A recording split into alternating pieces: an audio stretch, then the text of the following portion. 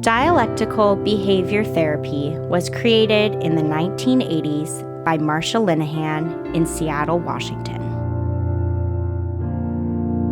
Today, DBT is taught all over the world.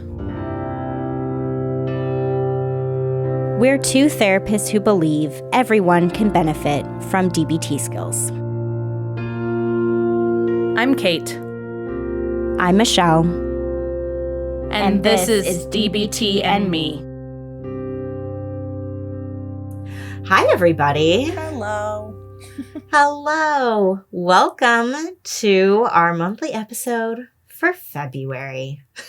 I was about to say for March, so that we can tell that's how on top of things I am, apparently, with time and space today.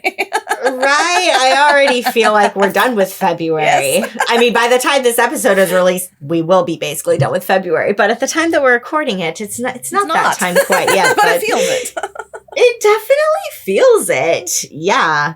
So I'll introduce the topic for today first before I go into some promotional stuff, as we typically do. But basically, as Kate and I have continued to think about different topics for monthly episodes, one of the things that I went through a while ago and did was I pretty much just combed through the DBT manual and I went, what handouts haven't we talked about, right? We've talked about all the major skills, of course, but then DBT actually has these really cool little, just these little like tucked away handouts where I'm like, this actually is very, very valuable information that's adjacent to a skill.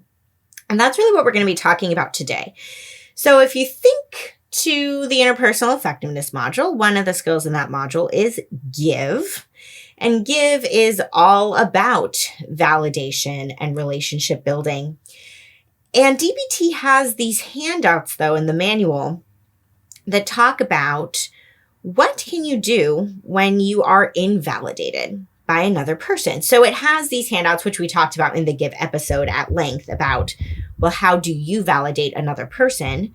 What are the different ways that can look? And how can you do that?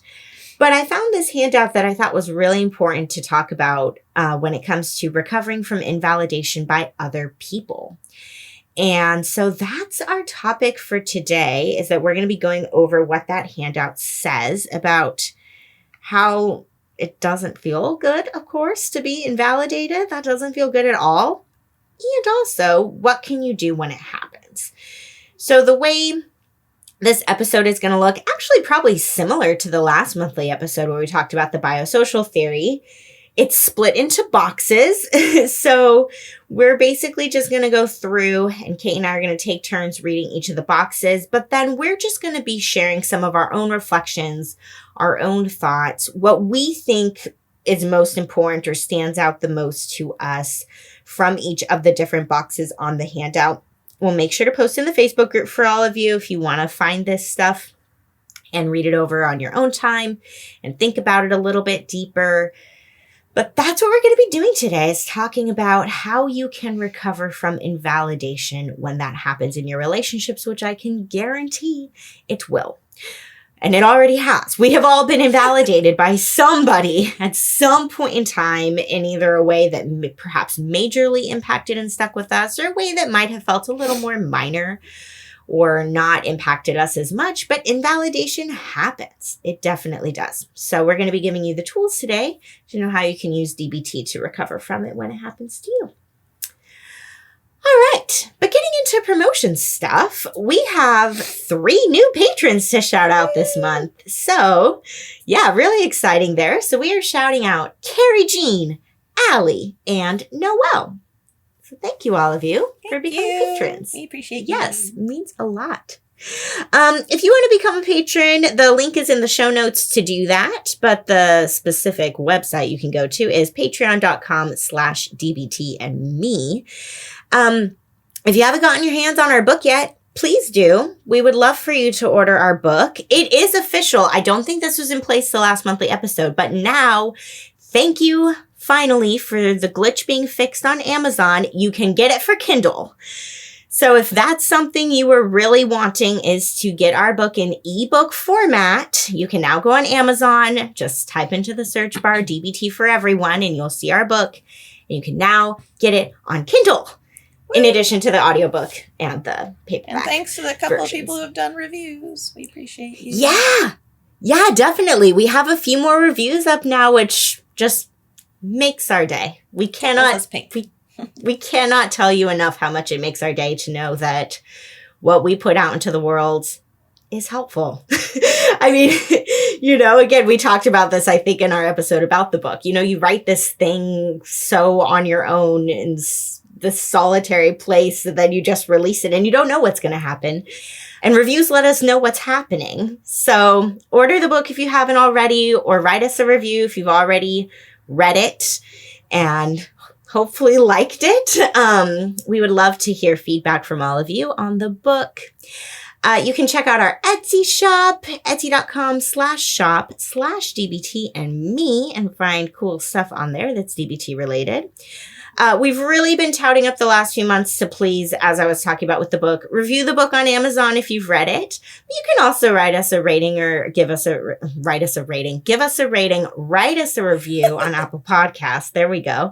That's another way you can let us know how we're doing. And you can also just send us emails, dbtmepodcast@gmail.com. We love, love, love getting emails in all their various forms that they come to us in. So please reach out to us that way if you have questions about anything, feedback about anything. We just love hearing from you guys. A final piece would be checking out our other podcasts too, if you haven't done that already. The Couch and the Chair. And there's links in the show notes as well to find it on Apple Podcasts or Spotify. So wherever you listen, you can just find The Couch and the Chair and get more of Kate and I. If hearing from us once a month here on DBT and Me is not enough. So I think that's it for promotional things. So let's get into it. Okay. Yeah, you get to start us off with reading the first box on the handout. I will do that just after I give my disclaimer for today. True, yes. Which comes with a bit of interesting education. So my body has been in pretty significant rebellion in the last week or so, especially around food and nausea. So to put it blatantly, I'm feeling like shit warmed over today. And part of that is calorie deficit. And one of the things I was talking to Michelle about before the episode started was that our brains use 20% of the calories that we consume in order to function and have us be intelligent, thoughtful human beings. And I have not been having enough calories, so I feel sluggish, physically and mentally. Also, tend to your please skills, kiddos.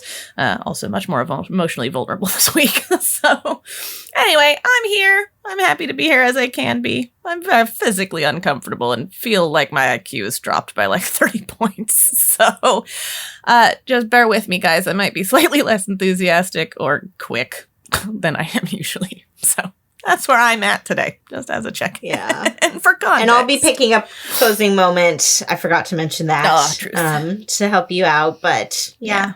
Okay, so the first page, which I think is important for giving context to the first two boxes, says, notice that invalidation can be helpful and painful at the same time, which I think is an important dialectic to keep in mind just the whole time for this episode today. A lot of what we'll do is sort of pointing out both sides of what that is like. So the top box is, remember that invalidation is helpful when... 1, it corrects important mistakes, so if your facts are wrong. Or 2, it stimulates intellectual and personal growth by listening to other views. Yeah. So it just gives those two big reasons. I mean, which a lot can be... Those are big headings, yes. in both of those reasons, right? So I was kind of thinking for myself, well, when are some times where I have found invalidation to be helpful more than it might be painful, and thinking about those two different categories that it names. For myself, I don't know. I resonated more with the first one of that sometimes, we get our facts wrong. We just do.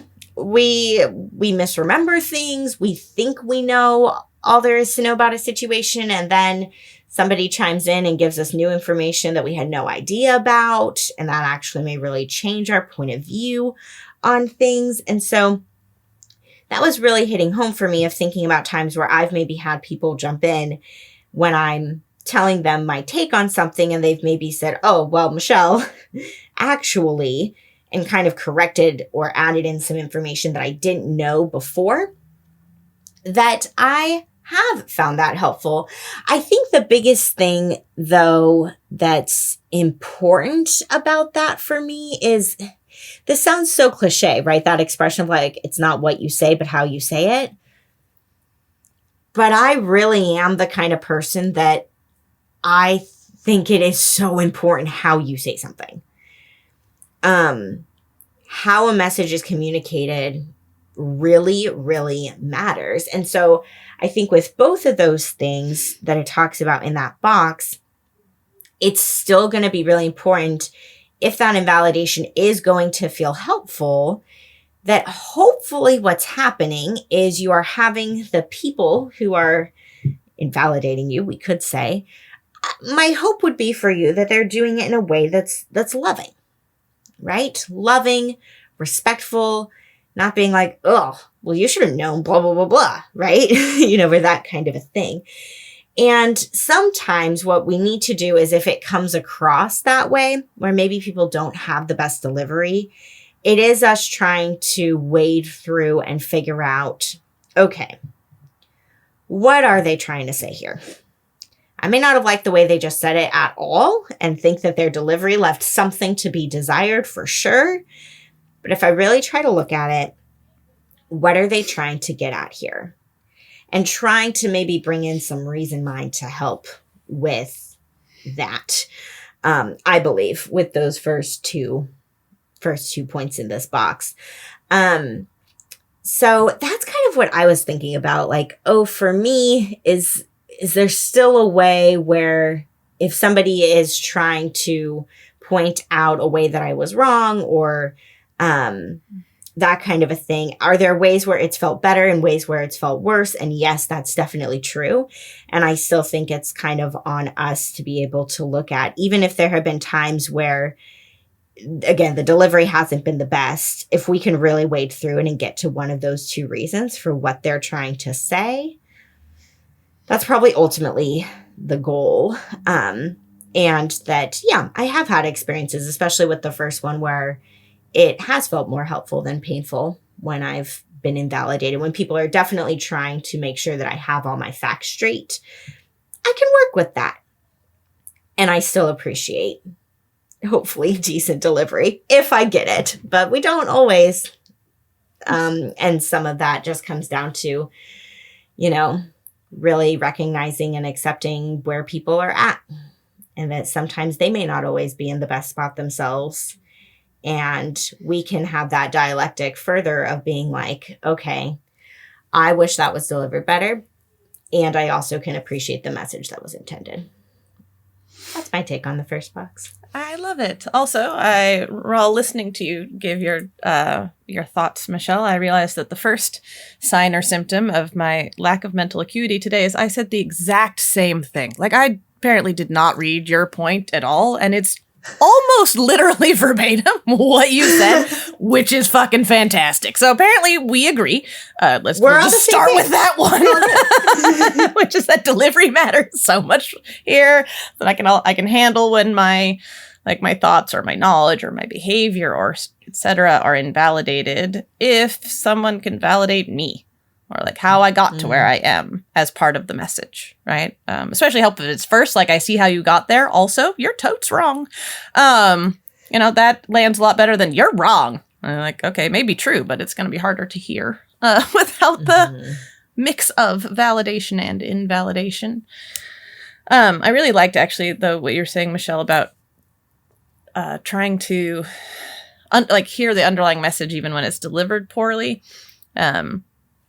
All right, poorly. That's even a judgment. In a way we did not like or could not connect with well. There you go. Yeah. Right? One of the reasons I say that is because one of the places I run into this the most is actually with my husband, Robert, that he tends to use flowery language or somewhat hyperbolic language or things to get his point across or make an impact. And I am wildly literal. Wildly literal. And so if what he's saying isn't literally true or literal fact, I tend to argue just immediately and knee-jerk, because it's not literal. And I totally miss any validity to his underlying message, right? Like, I don't look deeper than the absolute strict definitions of the words being used. So this is a place of growth for me. This is the thing I'm working on, personally, is being able to go, all right, I may not like the particular way that this message was given to me. Also, technically, the delivery doesn't have anything to do with the honesty or validity or truth of what's being said, right?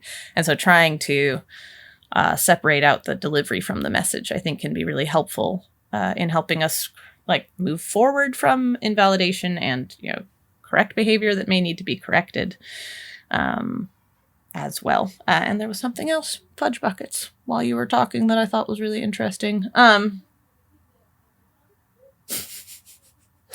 Fuck! Delivery matters, yada yada, hearing what someone else says. I did think, like, I don't know that either one of us were necessarily thinking of it in this setting, but another thing I was thinking of, the second point there about the like intellectual and personal growth, I think of that as happening a lot or being really important in like educational environments, that maybe that's a place where people can maybe have experienced invalidation that didn't feel as bad, because you're kind of going to those places to learn and be shown where you're wrong and grow and change your ideas.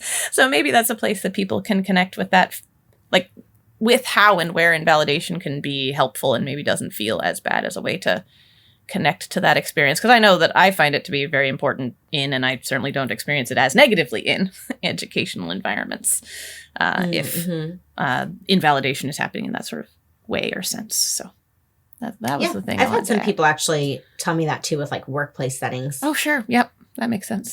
Same kind of an idea where they're like, well, I'm here to grow. I'm here to learn. I'm here to do the best that I can at my job. And so when someone tells me, hey, you aren't, basically your idea needs some work, kind of an idea, they're like, I actually really appreciate that. Yeah, I've heard that too. So that's a good point. Okay, the second box, now we're switching gears, right? So as Kate said, it says at the top of the handout, notice that invalidation can be helpful and painful at the same time. So we just talked about 2 reasons where it can be helpful.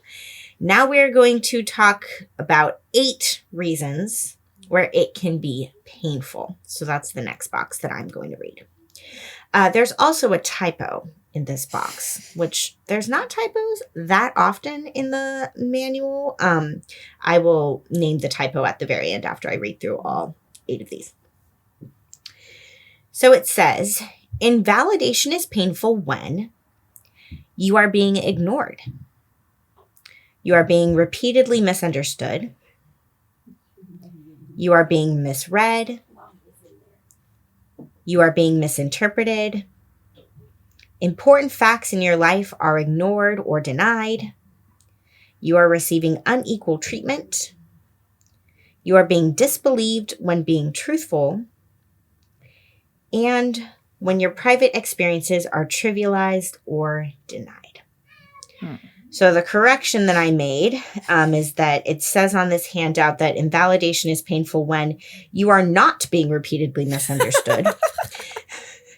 And I went, I think that's wrong. So if you're following along with the handout as we're going over this episode, yes, I did correct number 2 there in this box. But yeah, those are the 8 reasons that they give for when invalidation can be painful. It can be painful when any of those things are happening in communication with someone else. So what stands out most to you from that box, Kate? Because I mean, those 8 things all are like really big and really powerful. And yeah. Well, my first response back was just, yes. Sure. Yeah. Right? Those are all painful. Those all really suck. Those are really painful. I find them all terribly difficult. I know that part of it for me, it's not, obviously, invalidation is painful for everybody. It's not, I don't know that there's a single person who, when feeling invalidated, is just like, that's great. That's my favorite feeling. And also, I know that I tend to be a bit more sensitive to invalidation, real or perceived, just because it happened like a lot, a lot in my childhood, especially with the abuse and stuff from my mom. And so I know that I also tend to have larger than potentially commensurate responses to most of these things. So when I was reading through all of those, I was like, I'm sorry, you want me to pick? Those are all terrible. But if I look at it a little bit more closely, probably the overall hardest, not necessarily most painful, I'll go over that one next, but probably the hardest for me is when I'm being disbelieved, when I'm being truthful. I think because not only does that bring up like the sadness and the pain and all those other things that are most commonly associated with invalidation for me, but also it brings up a lot of anger and also like desperation, right? To be believed, frantic, like a kind of frantic feeling. So I would say that one just brings so many other, to me, less common and harder to deal with emotions. Sadness, pain, that stuff I'm pretty good down at that end of the emotional pool. Anger, frustration, desperation, a little harder. For sure, just emotionally painful. I think number 8, your private experiences are fudge buckets are trivialized or denied. These are all terrible, but if I have to pick the terrible list of the terrible for just ouch, right? For just hitting me in the emotional solar plexus, it is when my experiences are just downplayed, right? By the people that I'm trying to come to probably to validate them, right? Like most of the time, I think this happens in a place where you come really vulnerably to someone, hoping for validation, hoping to be seen, and instead have things trivialized or put down is really, really hard. So that's definitely, I think, the one that hits hardest in that end or that scale. And not for healthy reasons, I will own that, but probably number 6 is the least difficult for me. You are receiving unequal treatment. I tend to give myself unequal treatment. I don't tend to notice necessarily if I'm not getting equal treatment. Like I don't always have the best expectations for how people are for me. So that's the least likely to raise alarms or be noticed. Not necessarily for good reasons, but there it is. That's all I've got. Yeah. Yep. Well, I think what's interesting about this is because, kind of like you acknowledged right at the beginning when you first started talking, none of these feel good. No. None of these 8 ways that we can be invalidated feel good. And also, different ones might be harder than others to cope with. And so, yeah, when I was reading through this list, same thing. I was thinking of, well, out of these 8 ways that invalidation can show up, maybe what's the most common way that I feel invalidated by other people, or like what's the toughest for me, and then also what's maybe the one that I'm able to, that I don't want to say like doesn't bother me as much, but just I don't know, doesn't stick with me in the same way. Like I was kind of saying, I think at the beginning introducing the episode, like invalidation is a spectrum. There may be times where we are invalidated by another person and we never ever forget what they said or how we felt. Like it just has this lasting impact on us. And then there's really small, minor invalidations that we don't remember at all, right? And so when I think about, well, what are the more kind of major or minor invalidations for me personally? Yeah, I was kind of thinking the same as you in terms of, which of those are. So for me, the toughest one, because we had different ones, which is interesting. For me, the toughest one is the one that said important facts in your life are ignored or denied. DBT talks about this whole concept of we are doing our best and we can always do better. Right? Both those things. And sometimes I have people in my life and bless them. And I recognize, I see it. I just need to remember it. This is them. This isn't me. But they are the type of people who tend to focus more on and you can be doing better. part of that dialectic and will oftentimes point out to me without me asking for it, without me wondering about it. They'll just point out when I make mistakes or when I could be doing better.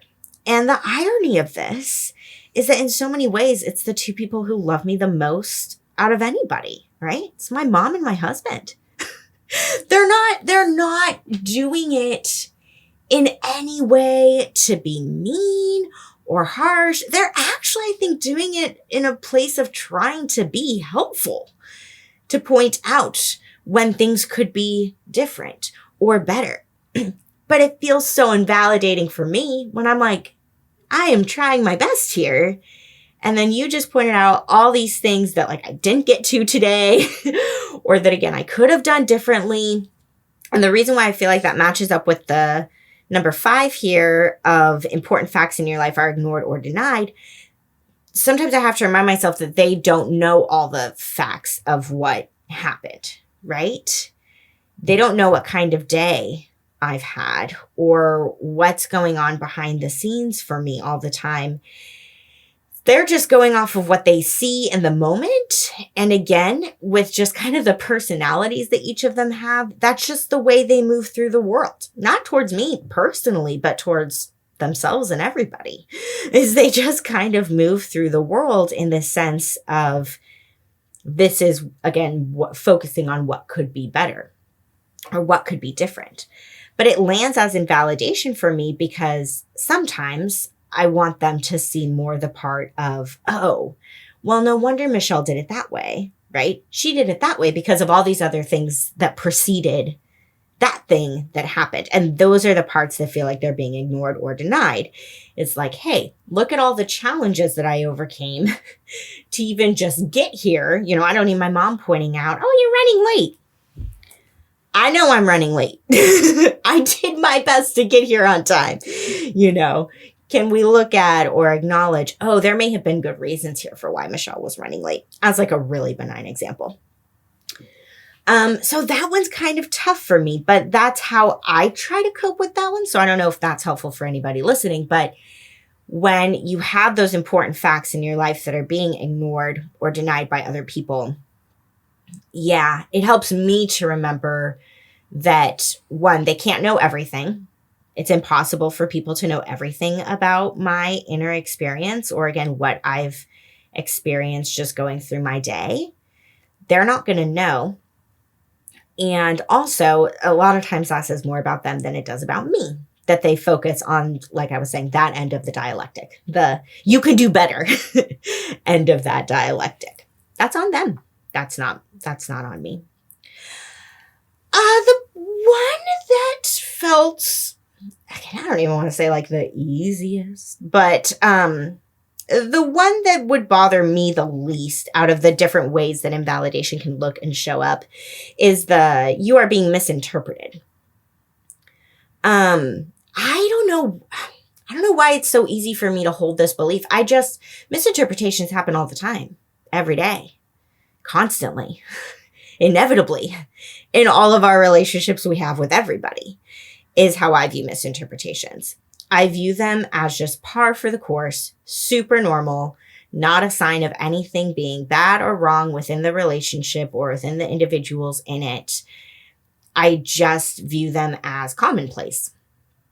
And so I often misinterpret other people, and I am often misinterpreted myself by those around me. And so I think the biggest thing that it comes down to with that one for me is I don't mind being misinterpreted. What makes it hard or what feels more invalidating is if I try to clear it up.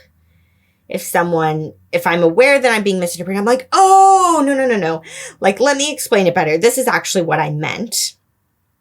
And then hopefully what happens is that the other person goes, oh, I see it now. And we can both have better understanding. What's hardest for me about that one is if I try to clear up the misinterpretation, and that doesn't seem to make a dent. Which happens sometimes, right? The other person is still on the same train of thought that they were on originally, And it doesn't matter that I'm trying to explain where I'm coming from or, oh, actually, like, yes, you're right about this, but this other piece, it actually felt more like this or whatever. Then I start to feel like I'm not being heard, right? Then we get into some of these other ones. So misinterpretation by itself is not too difficult for me. But it is about what happens after the misinterpretation and how myself and the person I'm interacting with, how we bounce back or recover from that. But it's really easy for me to keep in mind that misinterpretations are certainly not personal. It's harder for me to keep the other one I was talking about in mind, that it's not personal. Like I said just a minute ago, I know it's not. I know it's not personal when there are just people who move through the world in that way of, again, constantly pointing out where you could be doing better and ignoring or denying the reasons why you may be struggling. Yep, I know that it's not personal, but that's harder for me to remember. It's easier for me to remember that misinterpretations are not personal. They happen all the time. So those are the ones that stood out for me the most from that box there. All right. So the next one we're going to go over is actually 12 things. So Michelle and I have cut it into halvesies. And I will say that not quite perfectly, but in reading it over again, well, not again, the first time really, for the notes, I was noting out loud to Michelle that I feel like the first half is kind of maybe the thing you were doing wasn't valid. And the second half seems to be like, oh, when you're invalidated when what you were doing was valid. So I don't know if you guys will also notice that theme, but if you do, notice it in the first half. The other half is coming. Yes, that's true. So this box is headed Be Non-Defensive and Check the Facts. And I think these are all even more explicitly how to recover from. Like a lot of those are just things to remember about invalidation. And I think these are more tactics to take than the last two boxes have been. So let's see. First one is check all the facts to see if your responses are valid or invalid. Check them out with someone you can trust to validate the valid. Number 2, acknowledge when your responses don't make sense and are not valid. Number 3, work to change invalid thinking, comments, or actions. Also, stop blaming. It rarely helps a situation. Number 4, drop judgmental self-statements. Practice opposite action. Next one says, remind yourself that all behavior is caused and that you are doing your best. And the 6th one is, be compassionate towards yourself. Practice self-soothing. Yeah, when I first looked at this box of 12 things, I was just like, there's so much contained here. Mm-hmm. Even just splitting it into 2, I'm a little bit like where to start with even just those 6 that you just named, because they're all so important. So important. But there were 3 out of those 6 that really stood out to me, and I'll talk a little bit about why. The dropping judgmental self-statements, the 4th one you named, this is so important, because I think a big factor in how easily we recover from invalidation by other people, or how difficult it is for us, depends on how judgmental we are of ourselves in the first place. Before that invalidating comment is ever said, what is our relationship like with ourselves? Do we have a very strong inner critic that is with us at all times, constantly berating us and invalidating us internally? Or do we tend to move through the world in a way where we're pretty kind to ourselves? And when we make mistakes or, mess things up, we're just able to speak with kindness and encouragement and say, hey, it's okay. You were trying your best. You'll learn from this. You'll do better next time, whatever that looks like for you. But I honestly think that number 4 is a very important place to start, of dropping judgmental self-statements. And you can work on that just in your day-to-day life. You don't have to wait until after you have been invalidated by somebody else to then work on that. This is great work to be doing at baseline so that when invalidation happens, which as we've already acknowledged, it will happen, that if you're doing this on a regular basis, it's going to sting a little bit less.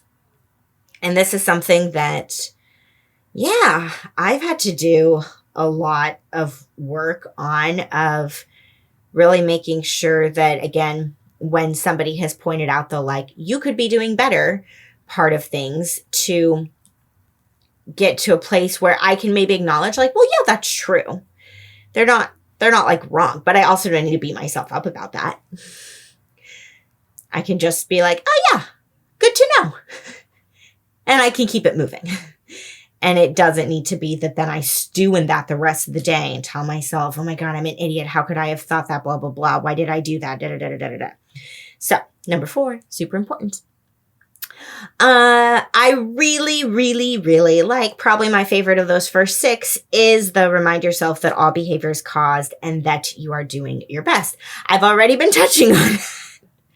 I didn't realize I was actually touching too much on that one up until this point in the episode, but I really have been driving that point home of anything that you do, there is a reason for it.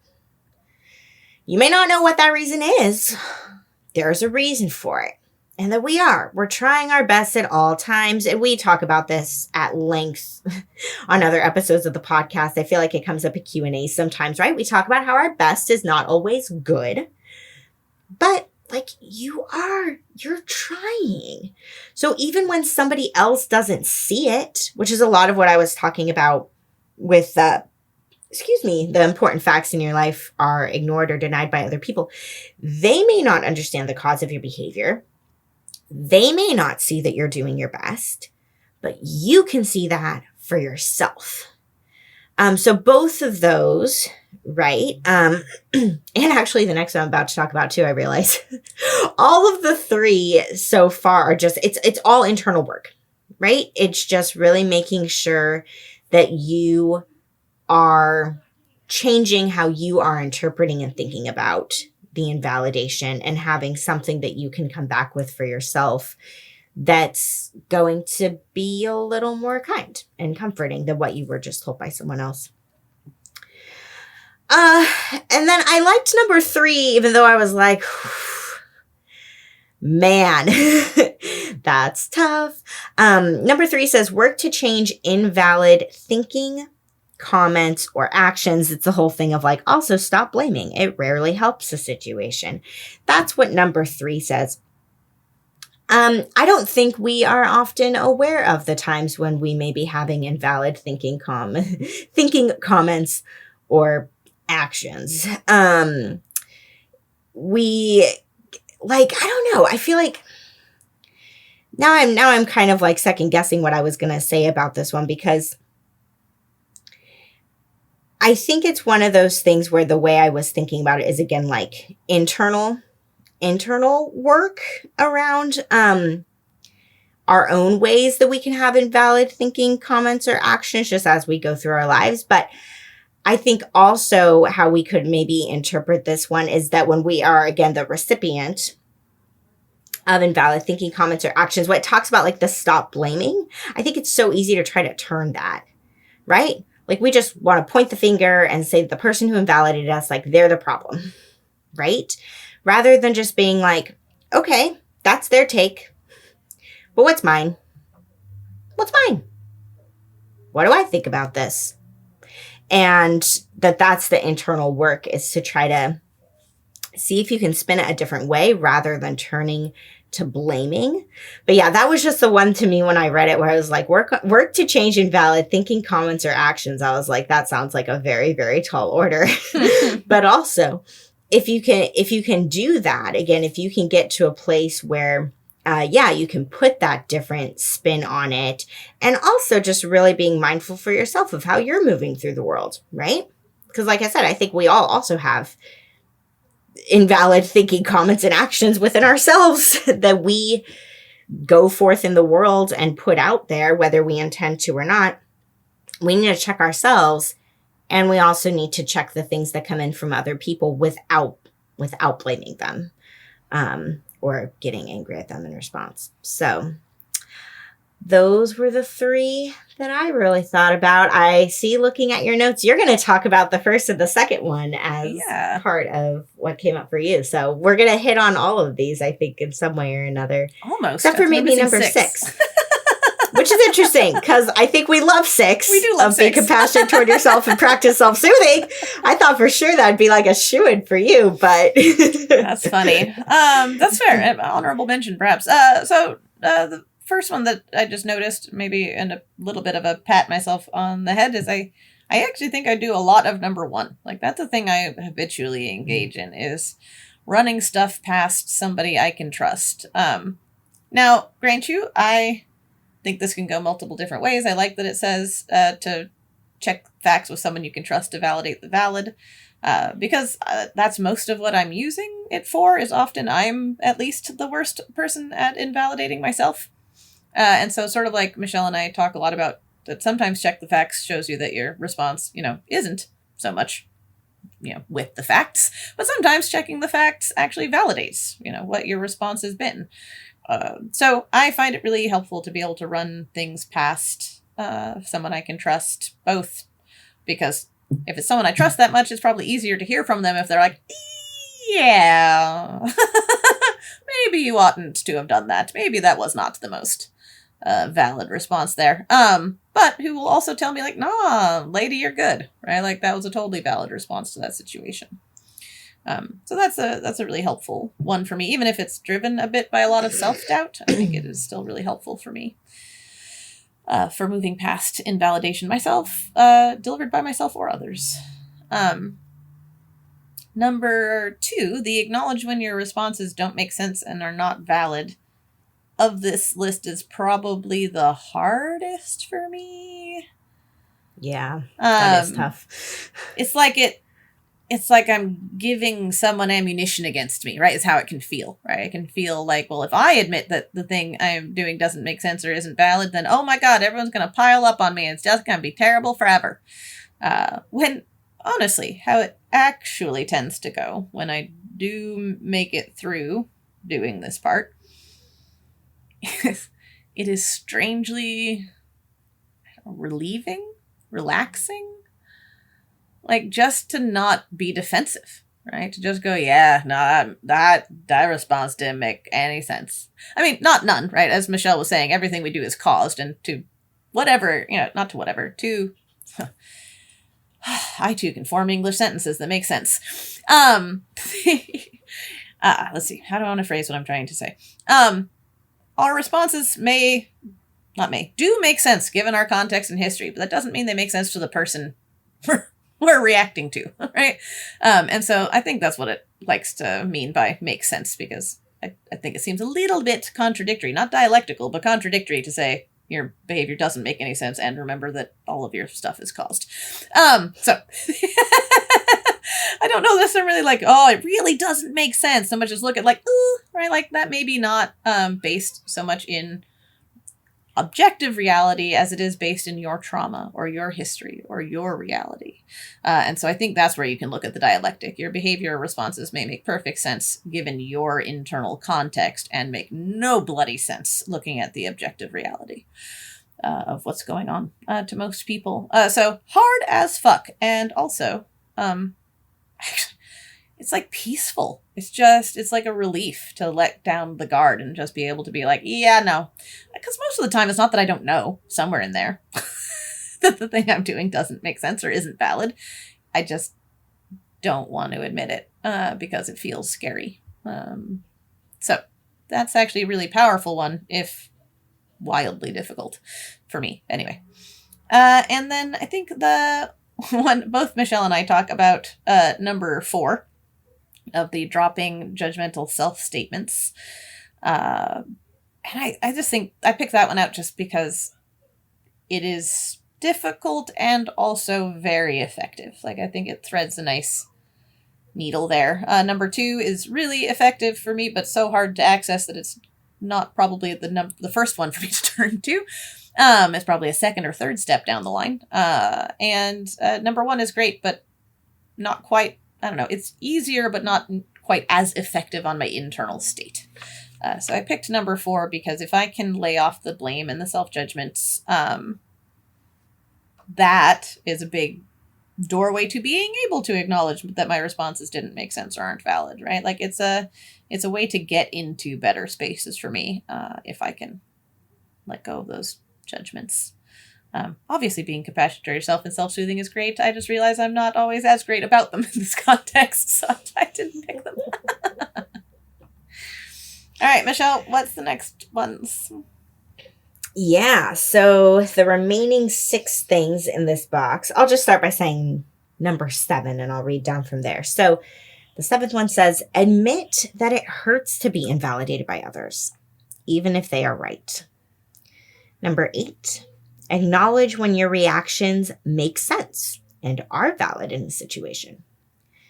Number 9, remember that being invalidated, even when your response is actually valid, is rarely a complete catastrophe. Number 10, describe your experiences and actions in a supportive environment. Number 11, grieve traumatic invalidation and the harm it created. And the last one, number 12, says practice radical acceptance of the invalidating person. Ooh, I like that. That seems why am I yawning? Sorry, guys. That caught me off guard.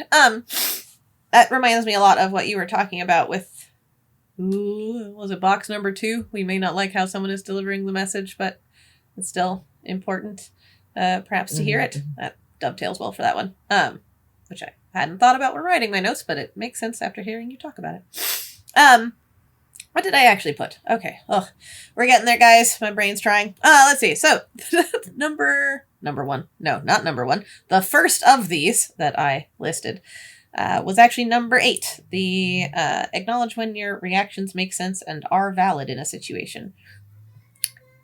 This may seem contradictory considering I was saying how hard it is for me to admit that they don't make sense and are invalid. It's the inverse.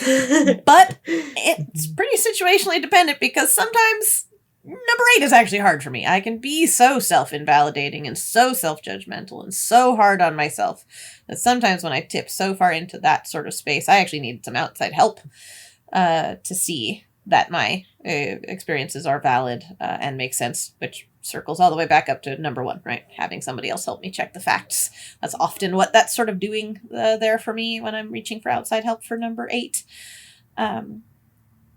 Number 11, which is the grieve traumatic invalidation and the harm it created. That is an ongoing work in progress for me. It's probably one that didn't start for a while, but is a huge part of my therapy, probably over the years, is just different types of and forms of and times of really working to grieve. I don't know, it puts it perfectly. Traumatic invalidation. That's a lot of what I got as a kiddo, and trying to recover from that has taken me a lot of time.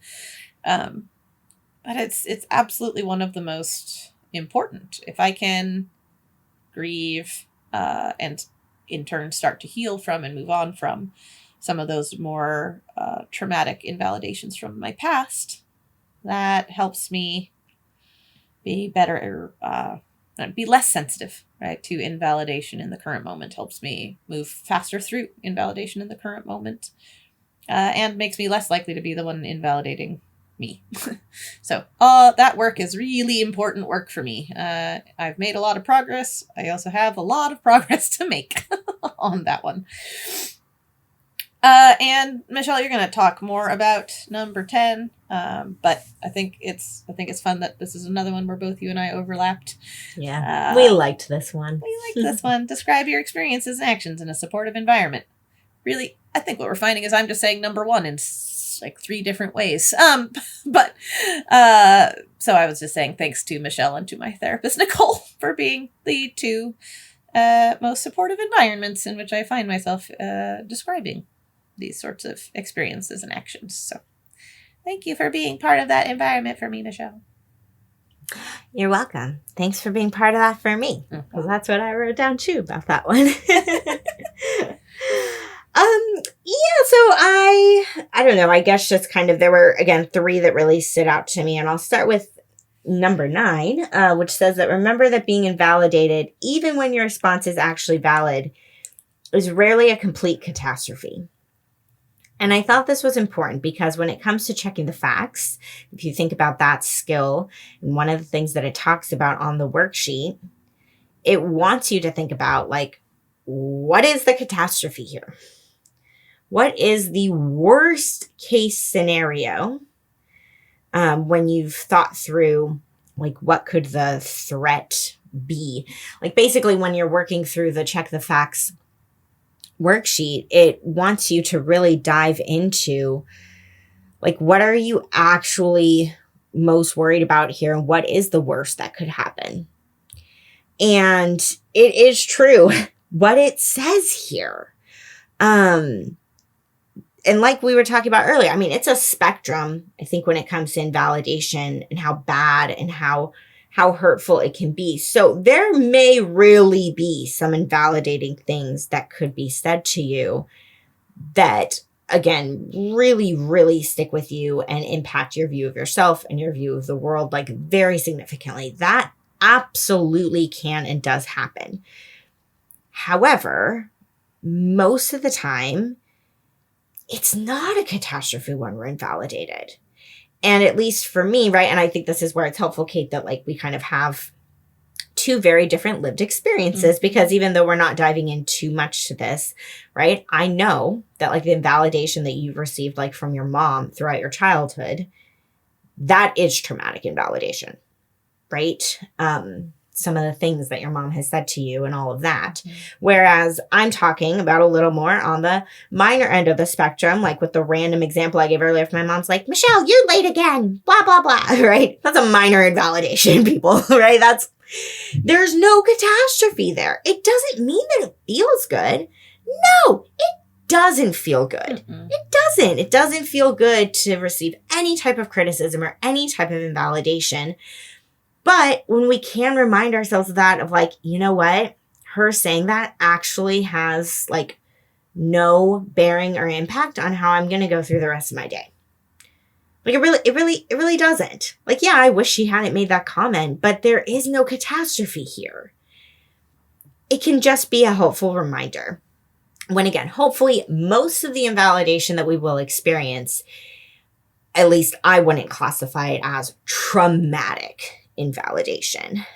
So assuming that you're not experiencing traumatic invalidation from another person, yes, it can be helpful to remind yourself that it's not a catastrophe to be invalidated by another person.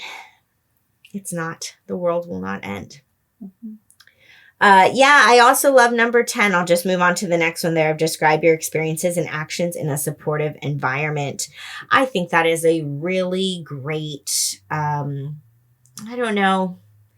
way to, like, heal a wound, right? If you just got a hurtful comment from someone and it hurt and it sucks, is to be able to find other people who are rarely invalidating of you and who you do feel safe with, and to spend a little bit of time with them. Sure, you can go to them if you want and be like, well, so-and-so just said blah, blah, blah, and it really hurt my feelings, and I'm feeling super invalidated by them. I just want to talk to you about exactly what happened. I mean, it can look that way, but it can also just be like, even if you're not talking about the invalidating experience that you just had, just being in the presence of validating people. And when I say the presence, I don't necessarily mean in person, over the phone, over text, whatever it is, just connecting with people who are more validating of you, even if you're not talking about the invalidating experience, can be really helpful. So yes, Kate, I also thought of you. And for me too, I thought of, like, my dad. My dad's a really validating person for me, and Celia, my therapist. She's also validating, oh man, like, in true therapist form, she's challenging too. Let me tell you, right? She threads that needle of just kind of like, Michelle, I totally see what you did. I see why you did it. And also, what's going on there deeper under the surface for why you did the thing you did. Oh, but that's what therapy is there for. But yeah, that can be really, really helpful. So I like it actually that we're both kind of hammering that point home that, yeah, if you've been invalidated, go find a supportive other to be with or to talk about the invalidating experience with. And that may help bring you some healing when you're likely not going to get that healing from the person who just invalidated you. Sorry, wish that was the case, but they may not see anything wrong with what they said or did. And that's just reality, which actually, I didn't even think about that. That kind of blends in nicely with the last one I was going to talk about, which is number 12, the final one that says, practice radical acceptance of the invalidating person. I realize, I guess, that I was touching on this a little bit earlier. I mentioned that sometimes two of the people that and again, minor invalidations, you guys, but still that I feel most invalidated by are sometimes my mom and my husband, the two people who I spend the most time with, who I am closest to. Probably no surprise that sets it up for there to be a greater likelihood of invalidation potentially happening. I just think sometimes what happens by nature is that the closer we are with another person, the more likely it is that relationship, it just carries more weight in our lives. And so another person could say exactly the same thing to me, and it's not going to feel as heavy as it does coming from either of them, right? Just carries more weight because I'm so close with both of them. So the things they say hit a little harder. And again, it's not necessarily them. It's just sort of the nature of the relationship. And that plays a big role in it. But, I have really, and I still really work on radically accepting who they are and why they each move through the world in the way they do. That has nothing to do with me, right? So much of the time when somebody is invalidating you, it's not actually about you. Like, I get it. They are saying something to you about you, but it's not about you, right? It is about something deeper within them, that they would want to say that invalidating comment, or that's the way that they're thinking about the thing that you just did, or we don't know, again, what kind of day they're having, or all of their history or their background that has brought them to that present moment when they invalidate you. They may have a lot of other shit going on. And again, that's not to say that it's okay that they invalidated you. And of course, it doesn't feel good that they invalidated you. And it's not fair. And also, it's going to be so much more healing for you rather than just harboring anger towards them and just getting pissed off that they invalidated you, to practice some radical acceptance of who they are and what you know of them. Sometimes you're going to know more and sometimes you're going to know less. But being able to bring in some radical acceptance is going to actually be really, really beneficial for you to be able to depersonalize the invalidating thing that was said. If you are able to recognize and accept things about the other person who's saying it. So it's a tough one, but it does help. And I can say that from personal experience with working on radical acceptance. With both of them for me. It's tough, but it's worth it. Okay, takeaways? Yeah. What stood out to each of us from what we talked about? Well, first one isn't exactly a takeaway per se, as I just thought it needed to be mentioned because I liked it a lot. The last little, blurb in all bold that it says on the handouts, apropos of nothing else leading up to it, is just validate yourself exactly the way you would validate someone else. I just like that. Just a reminder that we're people too. You're a person. And what works with the people you love probably is helpful to do for yourself as well. What I actually noticed is how many things were the same thing. Basically, I realized that so many of the things, at least that I picked, maybe you didn't notice this for your stuff, but at least for the things I picked, I realized I tended to pick like 3 different ways of saying the same thing or coming to the same point. So I was realizing that a lot of the different pieces that they pulled out as separate really go well together or are based on some of the same thoughts or facts or principles or things like that. And that I really seemed to come back again and again to like touching base with other people. Like that was a big part for me. I think that came up again and again. And just the weird struggle both with validating and with invalidating myself, that in different times and places, both of those are a struggle for me, which I thought was kind of funny to realize. So I think those are my 2 things. Mm-hmm. Yeah. Oh, it's hard for me to pick one. I love so much of all of the 12 things that it says in the last box, but I think the biggest thing, I'm not even going to just like pick one of those, but if I had to really encompass the general message that it's getting across there is, I talk about this a lot with clients, right? There are things within our control and there are things outside of our control. So dialectic. And that really what this handout did in a really nice way was spelling out those 12 things, is that it just gave you 12 things to do that are within your control that don't involve really, looking at the list, most of them, right? It's all internal stuff. It's all internal. It's not about, you could, right? But it's not about saying to the person who just invalidated you, hey, I didn't like that. That didn't feel good for me, right? You can. There's nothing wrong if you really want to like say, hey, that was hard and I need to let you know that. That was a really painful comment that you just said about me. By all means, say that if you want to. I just know that for so many of us, myself included, the thought of doing that is terrifying. And that when it comes to doing this work of recovering from invalidation, it is a lot of inner work. It's a lot of really looking at how you took that thing that was just said to you, which you can't control.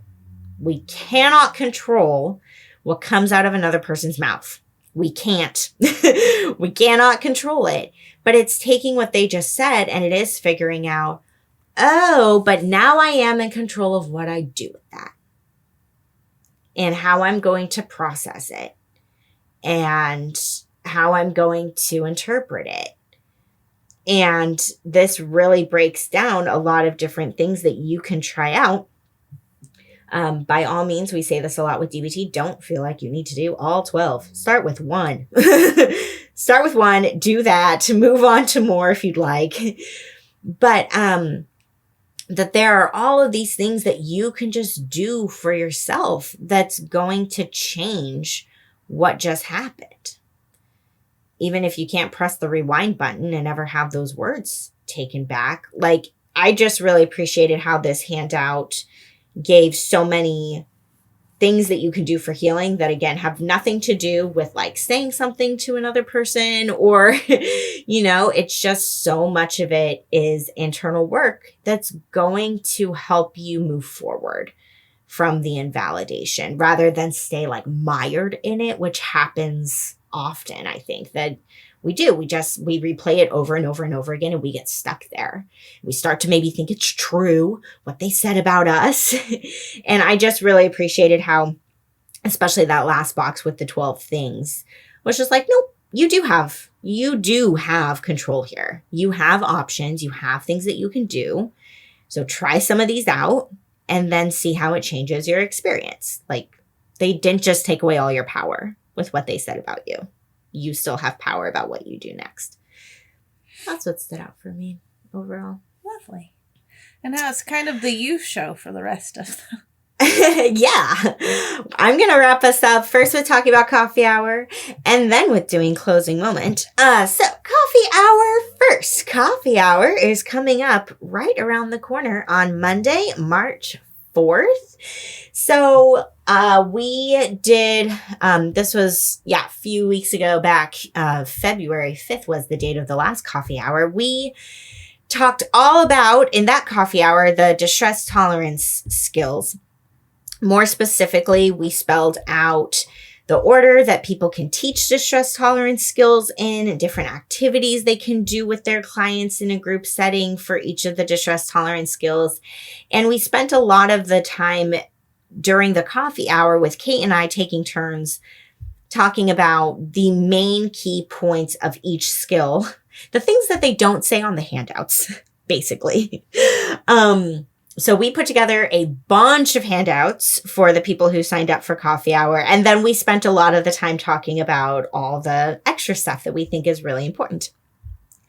So I say all that to lead up to, we're about to do the exact same thing, just with emotion regulation skills. So if you are either an aspiring or current mental health professional and you're wanting to really make sure that you feel confident in teaching your clients about emotion regulation skills, that's what coffee hour is going to be all about on the 4th. So we're going to basically do the same thing. We're going to have a crap ton of handouts. And emotion regulation, I was realizing this too. There are a lot of handouts for emotion regulation because they have like those handouts. Maybe you'll know what I'm talking about, Kate. The ones where it goes over like each emotion. Oh, yeah. Yep. Yeah, I mean, I don't even know how many handouts there are going to be that we give to people, but we're going to give all the handouts from the manual that you need for each skill.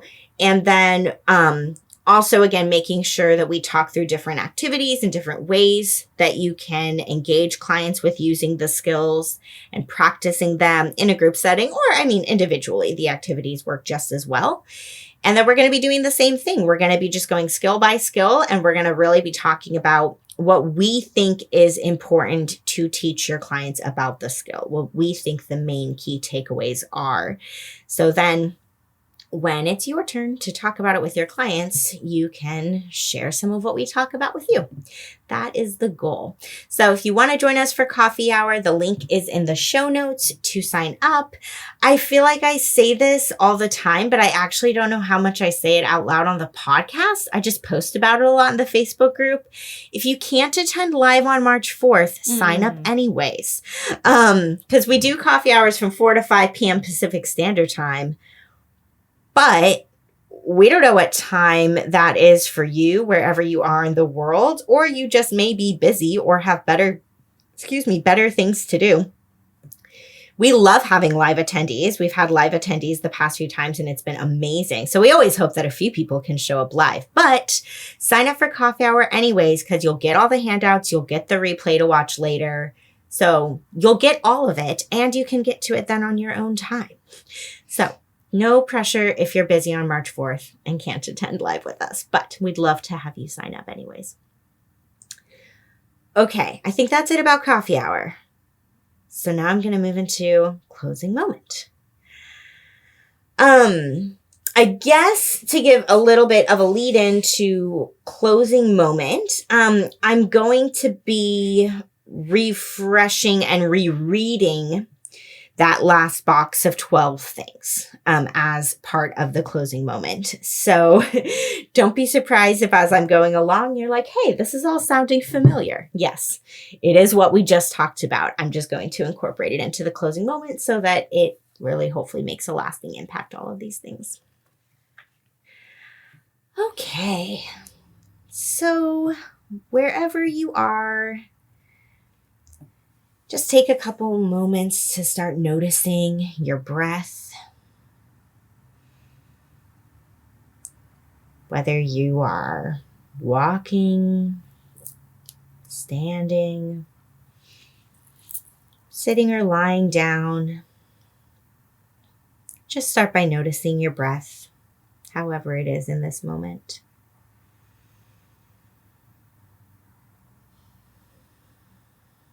And if you feel safe and comfortable doing so, You can close your eyes.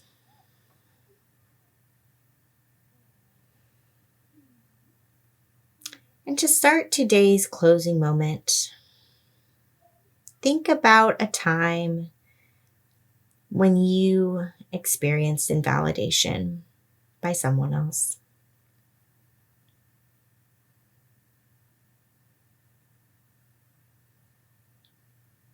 This may be a time that was recent, that just happened. Or you may easily recall an invalidating time that took place a while ago, but has stuck with you.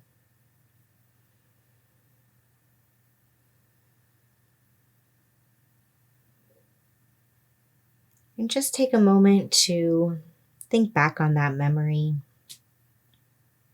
What happened and what was said.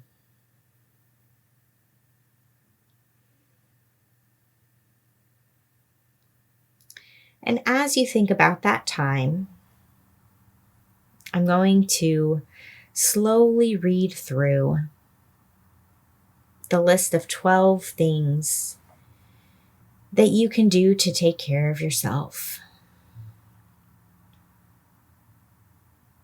And as I read each one,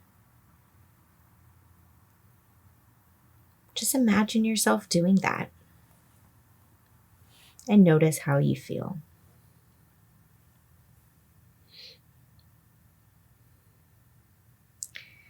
Check all the facts to see if your responses are valid or invalid. Check them out with someone you can trust to validate the valid.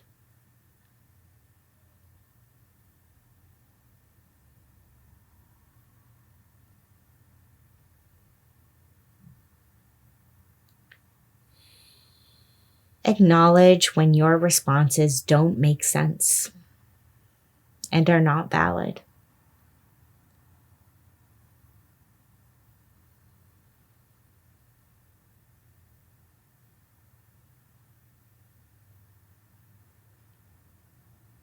Work to change invalid thinking, comments, or actions. Stop blaming. It rarely helps a situation.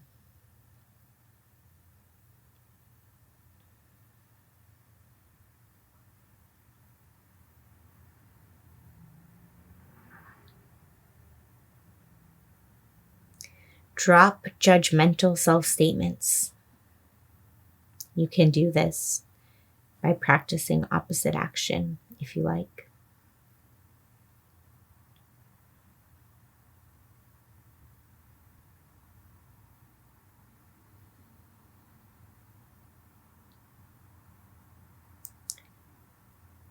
Remind yourself that all behavior is caused and that you are doing your best.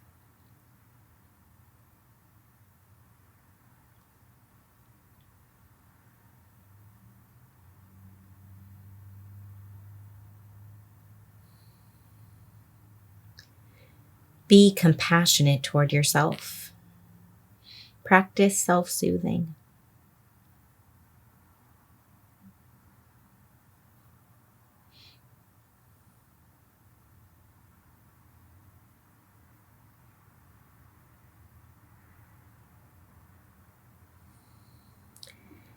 Admit that it hurts to be invalidated by others, even if they are right.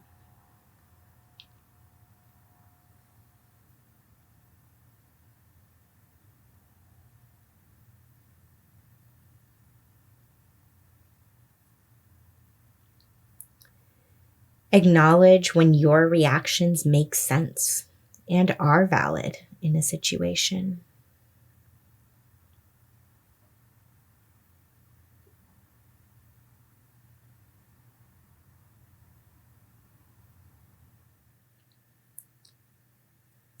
Remember that being invalidated, even when your response is actually valid, is rarely a complete catastrophe.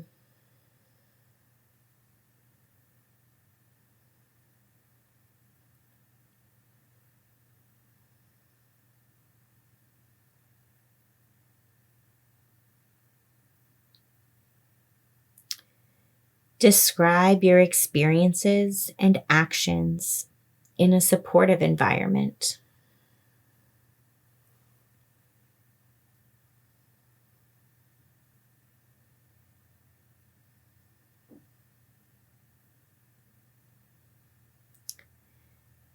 Grieve traumatic invalidation and the harm it created.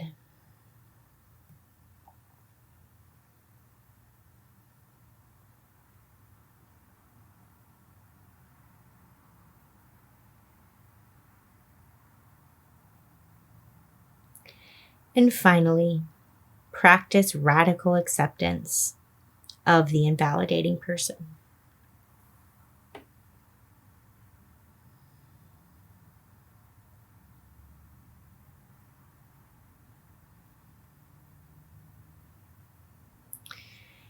And just take a couple of moments here to notice how you're feeling after taking some time to be with all of those 12 things on that list.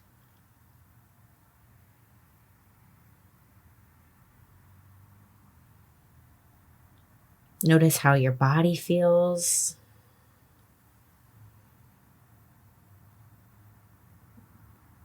And notice if it felt like anything shifted from how you were viewing the invalidating experience before this closing moment to how you might be viewing it now.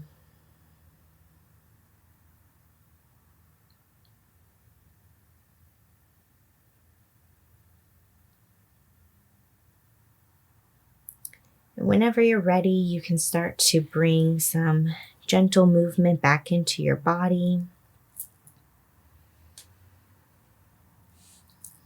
You might want to return your attention back to just noticing your breath.